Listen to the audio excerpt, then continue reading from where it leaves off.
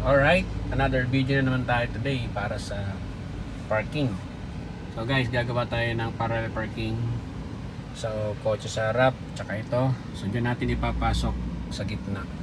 So, ganito yung gagawin natin. So, forward tayo. So, first gear. Then, move tayo.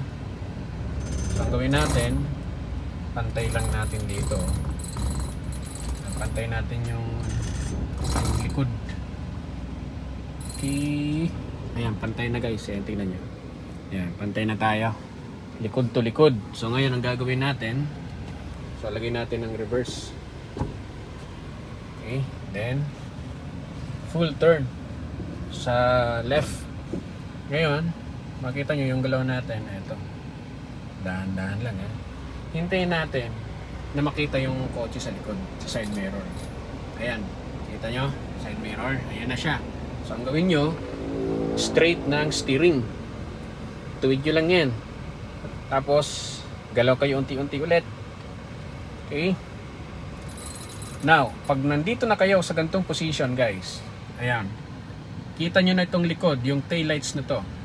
So, i-full turn nyo na sa right.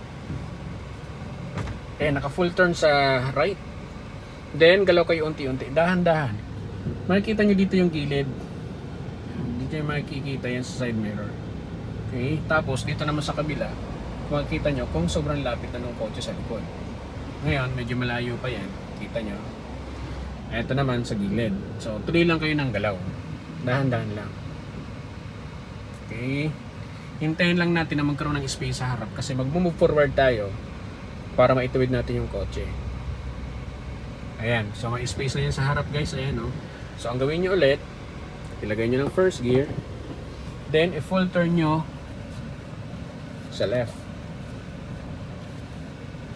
Okay. Tapos galaw kayo unti-unti. Para lang ma-straight natin yung kotse. Ayan, pansinin nyo. Ayan. Diba? Ayan, straight na. Tuwid na yung kotse. Tapos neutral nyo. Then, handbrake.